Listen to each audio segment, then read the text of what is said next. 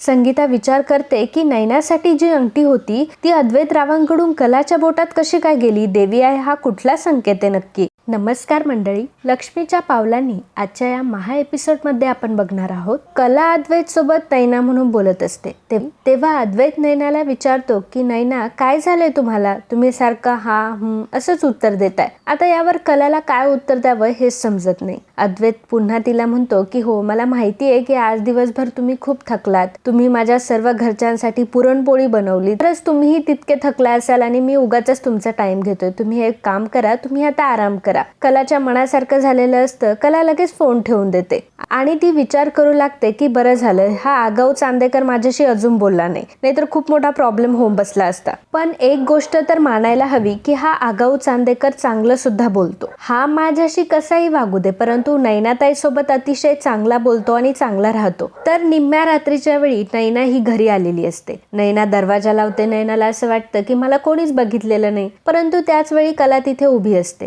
कला तिला विचारते की नैनाताई तू कुठे गेली होती. नैनाला आता काय उत्तर द्यावं हेच कळत नाही. नैना आता वरून कलालाच म्हणत असते की तुला काही कळतं का ग, माझं लग्न ठरलंय आणि मी कुठे जायचं आणि काय जायचं हा माझा प्रश्न आहे. मी माझ्या होणाऱ्या नवऱ्याला भेटायला गेले होते, तुला काय करायचंय. मित्रांनो, जर तुम्ही आपला चॅनल रोज बघत असाल आणि तरीसुद्धा अजून सबस्क्राईब केलं नसेल तर प्लीज चॅनलला लगेच सबस्क्राईब करा आणि बेल आयकॉनवर देखील क्लिक करा. धन्यवाद. कला म्हणते की हो का नैनाताई, पण तू पूर्णपणे खोटं बोलतीयस, कारण तुझा हा मोबाईल घरीच विसरली होतीस. नैनाचं खोटं आता कलाने पकडलेलं असतं. त्यामुळे नैनाला असं वाटत असतं की हिला मी राहुलला भेटायला गेले हे सुद्धा कळलं की काय. त्यामुळे ती आता घाबरलेली असते. परंतु ती आता कलालाच उलटून बोलत असते की तुला काय करायचंय, मी कुठेही जाऊ आणि आता माझं लग्न ठरलंय, तू माझ्या अशा गोष्टींमध्ये उगाचच नाक खुपसू नकोस. कला म्हणते की हो ताई, पण मला सांग की तू कुठे गेली होतीस ते. आता कलाला सांगते की मी माझ्या स्पिन्स्टर पार्टीला गेले होते. तिला विचारते की स्पिन्स्टर पार्टी म्हणजे काय. नैना म्हणते की स्पिन्स्टर पार्टी म्हणजे माझं लग्न ठरलंय, सो माझ्या फ्रेंड्सने मला एक पार्टी दिली होती आणि माझं लग्न पण आता 3-4 दिवसामध्येच ठरलं. त्यामुळे त्यांना जास्त काही ऑर्गनाईज करायला भेटलं नाही. त्यामुळे त्यांनी मला अचानक पार्टी दिली आणि मला जावं लागलं. तुला स्पिन्स्टर पार्टी म्हणजे काय ते माहित नाही आणि तू मला उलट प्रश्न विचारतीयस. तर इकडे सर्व चांदेकर बसलेले असतात आणि डिस्कस करत असतात. सरोज म्हणते की मी आता खऱ्यांना सांगितलंय आणि ते सुद्धा आपल्यासोबत पेढीवर येणार आहे. म्हणजे आता अद्वैत आणि नैना दोघांनाही दोघांच्या पसंतीने दागिने घेता येईल. आबा म्हणतात की हो, तुम्ही हे अगदी बरोबर केलं आणि आपल्या होणाऱ्या सुनबाईला आपले पूर्वापार दागिने, पूर्वजांचे दागिने सुद्धा द्यायला लागतील.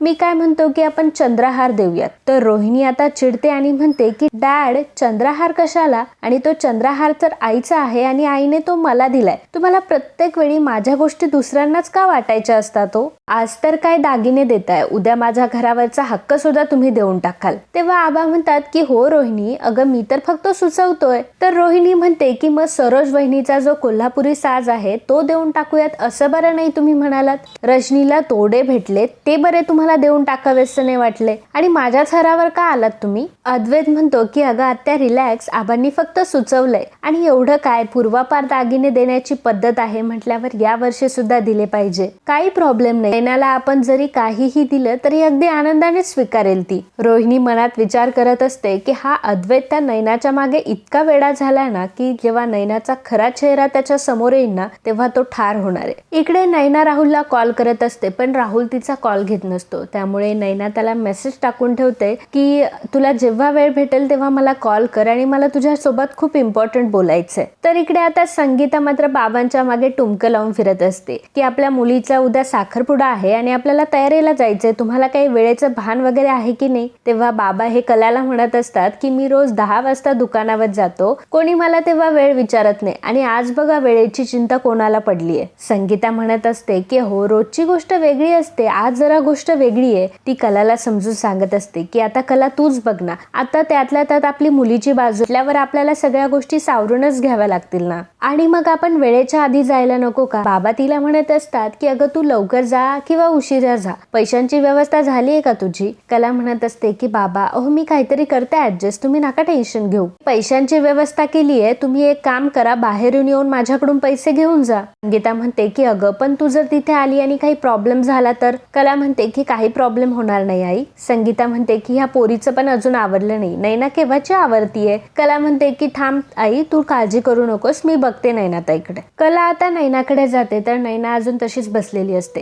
कला नैनाला विचारते की नैनाताई तुला काय झालंय, तू अशी का बसतेस? आणि मी गेल्या काही दिवसांपासून बघते तू मला जरा उदासच दिसते. परंतु नैना तिला म्हणत असते की तुला काय करायचंय, मी काही पण करेन. तेवढ्यातच तिथे संगीता आलेली असते आणि संगीता नैनाला म्हणते की नैना अगं तुझं काय वागणं आहे आणि कला काय चुकीचं बोलली तुला? मी सुद्धा बघते की गेल्या काही दिवसांपासून तुझं वागणं अजिबात बरोबर नाही. अगं आता तू नवरी मुलगी आहे, नवरी मुलीच्या चालण्यावर बोलण्यावर ती येण्यासाठी किती उशीर कर, सगळ्या गोष्टीवर नवऱ्याकडच्या मुलांची नजर असते आणि तू आता जास्त विचार करू नको, ही साडी नेस बरं. कला म्हणते की आई ही साडी आजीची आहे ना? संगीता म्हणते की हो ही साडी आजीची आहे आणि आज तू अशी दुकानात चमकणार आहे ना की सगळे लोक फक्त तुझ्याकडे बघत बसतील. कला म्हणते की हो ताई, या साडीमध्ये तू खूप सुंदर दिसणार आहेस, मी तुला माझ्या स्वतःच्या हाताने सजवते, ठीक आहे? तर नैना म्हणत असते की माझा मूडच नाहीये हे सगळे करण्याची. तर काजू तेवढ्यात येते आणि म्हणते की काय झालं खऱ्यांच्या परीला, एवढं सगळं मनासारखं होतंय, मनासारखा नवरा भेटतोय, दागिने भेटतय, कपडे भेटताय आणि मग मूड ऑफ करायला काय झालं तुम्हाला? नैना म्हणते की हिला आधी बाहेर काढा बरं, आधीच माझं डोकं दुखायला लागलंय.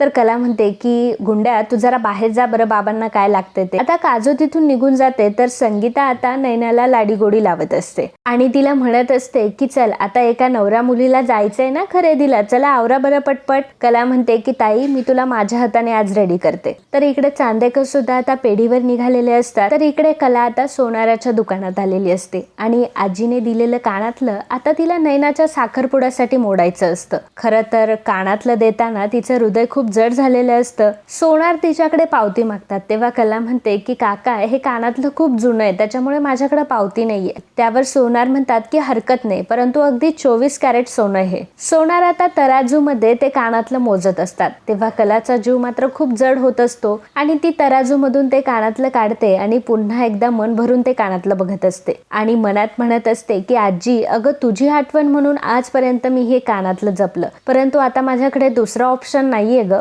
आता नैनाताईसाठी मी माझ्याकडून एवढं तर नक्कीच करू शकते. आणि ते सर्व करत असण्याच्या डोळ्यातून मात्र खूप पाणी येत असतं आणि तिला फार वाईट वाटत असतं. तर इकडे मात्र नैना, संगीता, काजू, मावशी आणि बाबा सर्वजण आता पेढीवर आलेले असतात. संगीता मात्र चांदेकरांची पेढी बघून खूपच हैराण होऊन गेलेली असते आणि तिला फार कौतुक वाटत असतं. तेथील मॅनेजर आता संगीताला विचारतो की तुम्ही काय घ्याल? संगीता म्हणते की मला कापी चालेल. तर नैना म्हणत असते की मम्मा अगं तू जरा शांत बस ना, आणि ती मॅनेजरला सांगते की ठीक आहे 2 कॉफी पाठवून द्या. मावशी नैनाला म्हणत असते की नैना तू मात्र नशीब काढलंस हा, एवढं मोठं घर मिळालंय तुला आणि एवढं मोठं दुकान सुद्धा. आता 3 दिवसांनी हे दुकान तर तुझंच होणार आहे. नैना मात्र तेव्हा मनात म्हणत असते की हो मावशी हे सर्व माझंच होणार आहे, परंतु अद्वैतची बायको म्हणून नाही तर राहुलची बायको म्हणून. तर आता कला ही चांदेकर ज्वेलर्सच्या बाहेर येऊन थांबलेली असते आणि तिला दिसतं की पेढी आत्ताच सुरू झाली आहे आणि आईन ते आतमध्ये आहे, याचा अर्थ चांदेकर अजून आलेले नाहीये. कलाचा कोणी फोनही घेत नसतं, त्यामुळे कला विचार करते की मी एक काम करते, मी पटकन आतमध्ये दुकानात जाते आणि आईकडे हे पैसे देऊन येते. प्रमाणे ती दुकानामध्ये जाते आणि संगीताला ती पैसे देते. आता संगीता खूप आश्चर्याने कलाकडे बघू लागते. तर कला म्हणते की हा मॅडम तुमचं पार्सल होत आणि तेच पार्सल मी द्यायला आले होते. आता चांदेकरांचा मॅनेजर तिथे उभा असतो. संगीता तिला म्हणते की अहो तुम्ही एवढ्या आतमध्ये कशाला आलात, जर फोन केला असता तर चाललं असतं.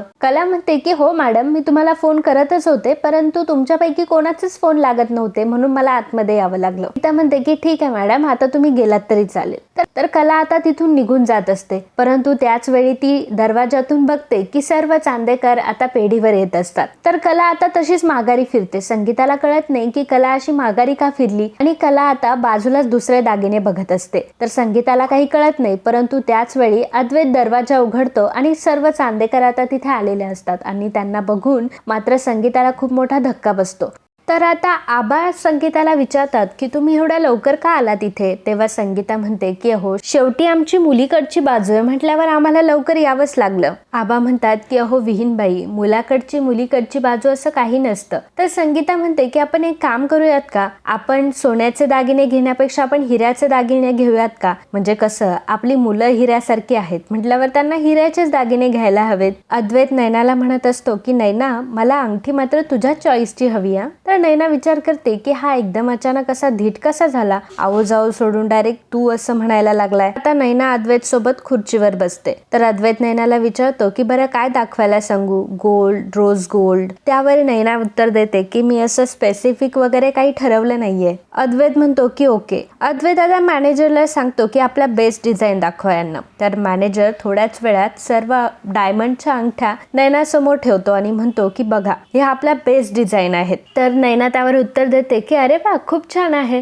तर त्याच वेळी अद्वैत तिला सांगू लागतो की खरं तर डायमंड ओळखणं एक कला आहे आणि डायमंडच्या खूप साऱ्या बाजू आपण लक्षात घेतल्या पाहिजे. तर नैना आता डोक्याला हात लावते आणि विचार करते की याचे लेक्चर पुन्हा एकदा सुरू झाले. कलाला आता कसंही करून तिथून पळ काढायचा असतो, परंतु कलाला योग्य टाइम भेटत नसतो. तर आता दुकानदार कलावर ओरडू लागतो आणि विचारत असतो की मॅडम तुम्हाला नक्की काही बघायचंय की तुम्ही टाइमपास म्हणून इथे आलाय. कला म्हणते की मला अंगठी बघायची आहे. तर आता दुकानदार तिच्यावर चिडतो आणि म्हणतो की तुम्हाला नक्की कुठल्या प्रकारची अंगठी बघायची आहे. आता दुकानदाराचा आवाज एवढा मोठा वाढलेला असतो की अद्वैतच्या कानावर तो पडतो आणि अद्वैत आता त्याच्याकडे रागाने बघू लागतो. नैना लगेचच ओढणीने तिचं तोंड कव्हर करून अद्वैत ओरडल्यामुळे आता तो माणूस शांत होतो. तर अद्वैत नैनाला विचारतो की नैना तू कुठलीही एक रिंग सिलेक्ट कर. नैना आता कुठली रिंग सिलेक्ट करावी हे बघत असते आणि त्याच वेळी ती राहुलकडे सुद्धा बघत असते. नैना ज्या ज्या रिंगवर बोट ठेवेल त्या रिंगवर राहुल सांगत असतो की नाही ही नको सिलेक्ट करू, ती नको सिलेक्ट करू आणि फायनली राहुल एका रिंगसाठी होकार देतो आणि नैना अद्वैतला सांगते की मला हीच रिंग पाहिजे, मला ही आवडली आणि मग अद्वैत तिच्यासाठी ती रिंग फायनल करून टाकतो. त्याच वेळी आता कला विचार करत असते की सगळे बिझी आहेत, मला आत्ताच्या आत्ता इथून निघायला हवं नाहीतर खूप मोठा प्रॉब्लेम होऊन बसेल. आता कला त्याच वेळी निघालेली असते आणि अद्वैत त्याच वेळी मॅनेजरला विचारतो की यातली कपल कलेक्शनची रिंग कुठली आहे. त्यावर मॅनेजर सांगतो की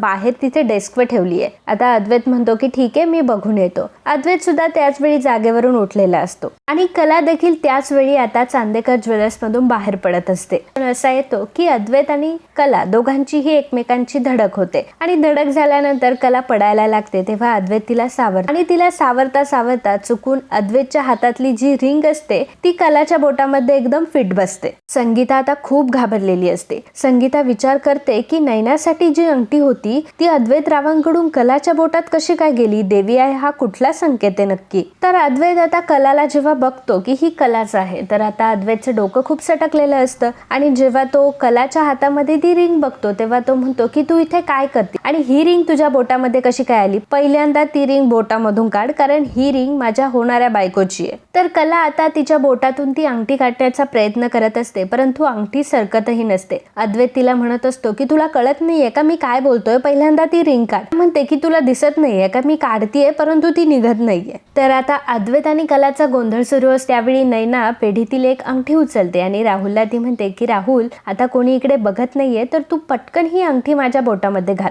राहुल तिला म्हणत असतो की नैना तू काय करतेयस, इथे पेढीमध्ये सगळीकडे सीसीटीव्ही कॅमेरा आहे, कोणी बघितलं म्हणजे किती प्रॉब्लेम होईल. तर नैना त्याला म्हणत असते की तुझं नक्की माझ्यावर प्रेम तर आहे ना. राहुल म्हणतो की ऑब्विसली माझं तुझ्यावर प्रेम आहे परंतु यावेळी काय चाललंय तुझं. नैना म्हणते की जर प्रेम आहे तर माझ्या बोटात पहिल्यांदा रिंग घाल. अद्वैत आता कलावर खूप चिडलेला असतो आणि तो कलाला म्हणत असतो की तू पहिल्यांदा अंगठी काढ परंतु अंगठी निघत नसते. तेव्हा अद्वैत मॅनेजरला सांग लवकर हँड क्रीम आणा. आता मॅनेजर हँड क्रीम ही कलाच्या हातामध्ये देतो, कला बोटांना लावते आणि मग ती अंगठी निघली जाते. बाबा संगीताला म्हणत असतात की संगे हे सगळं कलाने काही मुद्दाम नाही केलंय. संगीता म्हणत असते की हो मला माहिती येते परंतु आता हा जो प्रसंग घडलाय तो माझ्या डोळ्यासमोरूनच जात नाहीये. तर अद्वैत कलाला म्हणत असतो की अंगठी तर तू काढलीस परंतु कॉंग्रॅच्युलेशन, जिथे जिथे मी जात असतो तिथे माझा आनंद स्पॉइल करण्याचा हा चान्स सुद्धा तुझा सक्सेसफुल ठरलाय आणि आता पुढचं काय असणार आहे, पुढचा तुझा गोंधळ काय असणार आहे ते सांगून ठेव मला, म्हणजे मी तयारीत राहतो. त्याला विचार करत असते की हा नक्की समजतो काय स्वतःला. उगाच मी आता यालाही उत्तर देऊ शकते परंतु उगाच ताईच्या कार्यक्रमामध्ये मला विघ्न आणायचे नाहीये म्हणून मी शांत बसते. अद्वैत तिला म्हणत असतो की एक वेळेस मला त्रास झालेला मला चालेल परंतु माझ्या होणाऱ्या बायकोला जर त्रास झाला तर मी ते अजिबात खपवून घेणार नाही. त्यावर कला म्हणते की सॉरी आणि तिथून ती निघून जात असते. तेव्हा अद्वैत तिला म्हणतो की 1 मिनिट, सॉरी म्हटल्यावर सगळं काही झालं का? अद्वैत आता कलाला खूप बोलत असतो. तो कलाला म्हणत असतो की तुझी हिंमत कशी काय झाली की तू चांदेकर ज्वेलर्स मध्ये आली, तुला बाहेर बोर्ड दिसला नाही का आणि त्यावरून तुला समजलं नाही का की हे माझं शॉप आहे म्हणून, तू आलीच कशी काय आतमध्ये? तर कला त्याला म्हणत असते की ठीक आहे, मी त्या गोष्टीसाठी तुला पुन्हा एकदा सॉरी म्हणते. परंतु अद्वैत म्हणत असतो की सॉरीने सर्व गोष्टी सॉल्व्ह होतात का? आणि ह्या रिंगवर माझ्या होणाऱ्या बायकोचा अधिकार होता, ही रिंग तू बोटात घातलीच कशी काय? कला म्हणत असते की मी तुला एकदा सांगतेय ना, यातलं मी काहीही मुद्दाम केलेलं नाहीये. अद्वैत तिला विचारतो की हेच संस्कार दिले का तुझ्या घरच्यांनी तुला? आता मात्र कला चिडते आणि म्हणते की 1 मिनिट, इतका वेळ मी गप्प बसले याचा अर्थ असा नाहीये की चूक माझी आहे आणि तुझ्यासारख्या मॅनर्स नसलेल्या माणसासोबत वाद घालण्यात मला काहीही अर्थ वाटत नाही. सरोज म्हणते की एक्सक्यूज मी, आमच्याच पेढीवर आमच्याच मुलाशी तू असं बोलते ना, तुला काहीच वाटत नाहीये का? कला म्हणते की माफ करा मॅडम, परंतु तुमचा मुलगा माझ्याशी कसं बोलतोय हे तुम्हाला दिसत नाहीये का? सरोज म्हणते की बापरे, कसली उद्धट आहे ही मुलगी. अद्वैत म्हणतो की एक्झॅक्टली आई, आणि म्हणूनच ही समोर आली का मग माझं डोकं आउट होतं. त्या म्हणते की 1 मिनिट, एकतर समोरच्याचं न ऐकून घेता भांडण सुरू करायचं आणि वरून तू मला बोलतोय आणि मी ते ऐकायचं का बरं? की कारण तो अद्वैत चांदेकर आहे म्हणून? सरोज म्हणत असते की अगं पण त्याच्या पेढीवर येऊन तू त्यालाच बोलते, तुला काही वाटत नाहीये का? तर कला म्हणत असते की 1 मिनिट, चुकीच्या गोष्टी सहन करायच्या नाही असेच माझे संस्कार आहेत. तर कला म्हणत असते की 1 मिनिट, पहिली गोष्ट म्हणजे की तुमच्या शॉपमध्ये कोणी यायचं किंवा कोणी यायचं नाही असे काही नियम वगैरे इथे लिहिलेले नाहीये, सो मी आतमध्ये आले. अद्वैत पुन्हा तिच्यासोबत जरा वाद घालायला लागतो. तेव्हा आबा अद्वैतला थांबवतात आणि म्हणतात की अद्वैत थांब, आता जे झालं ते झालं. यामध्ये ना अद्वैतची चूक होती ना त्या मुलीची, आणि आपण सर्वांनी हे बघितलंय. मग तुम्ही कशाला वाद घालताय? तर संगीता म्हणते की बरोबर आहे, ह्या मुलीची ह्याच्यामध्ये काही चूक नाही, परंतु आबाजी माझ्या नयनाच्या बोटातली रिंग ह्या पोरीच्या बोटामध्ये गेली तर हा कुठला देवी यायचा संकेत आहे? सरोज म्हणते की तुला कळतंय, ही आमच्या विहीनबाई आहे आणि तुझ्या ह्या अशा वागण्याने त्या किती त्रस्त झालाय तुला समजतंय का? तू आज सगळ्यांसमोर आमचा अपमान केलाय, आमच्या स्टाफ समोर सुद्धा तू सीन क्रिएट केलाय. पुन्हा तू माझ्या मुलाच्या आणि चांदेकर ज्वेलर्सच्या वाट्याला जायचं नाही. सरोज आता सिक्युरिटी गार्डला बोलवते आणि सांगते की हिला इथून बाहेर घेऊन जा. तेव्हा कला त्या सिक्युरिटी गार्डला सांगते की थांबा, मला हात लावायची काही गरज नाही आणि रस्ता दाखवायची सुद्धा काही गरज नाहीये, माझी मी जाईल, पण यापुढे आयुष्यात कधी मी या दुकानात पाऊल सुद्धा ठेवणार नाही. म्हणून आता कला तिथून निघून गेलेली असते. तर आता घरी निघून आलेली असते आणि जो काही प्रकाश झालेला असतो तिला खूप वाईट वाटत असतं. आणि जेव्हा आता सर्वजण खरेदी करून घरी येतात तेव्हा कला मोठ्या खुशीने नैनाला विचारते की काय झालं ताई, घेतली का अंगठी? तेव्हा नैना तिला सांगते की हो घेतली ना अंगठी, परंतु तू जी बोटात घातली होती ना ती नाही घेतली. आणि एवढं बोलून आता नैना तिथून निघून जाते. तर कलाला या सगळ्या गोष्टीचं फार टेन्शन आलेलं असतं. आणि मित्रांनो, आजचा हा भाग इथेच संपतो. पुढील भागात आपल्याला पाहायला मिळणार आहे. सरोज अद्वैतला म्हणत असते की केवळ आज आबा तिथे होते ना म्हणून मी गप्प बसले, नाहीतर तिची जागा मी तिला कधीच दाखवली असती. त्या मुलीचा मी कुठलाही प्लॅन सक्सेसफुल होऊन देणार नाही. तर संगीता बाबांना म्हणत असते की आता आपल्याला तायडीच्या घरी राहायला जायला पाहिजे. तर कला म्हणत असते की काही विधी आपल्या तरी घरी होऊ देत ना गाई. अगं काहीही गडबड होणार नाही, माझा शब्द आहे तुला. त्यामुळे संगीता आता कलाच्या ह्या म्हणण्याला होकार देते. तर मित्रांनो, असेच लक्ष्मीच्या पावलांनी या मालिकेचे डेली अपडेट बघण्यासाठी आताच आपल्या चॅनलला सबस्क्राईब करा आणि हा व्हिडिओ आवडला असेल तर व्हिडिओला लाईक आणि कमेंट करायला अजिबात विसरू नका. धन्यवाद.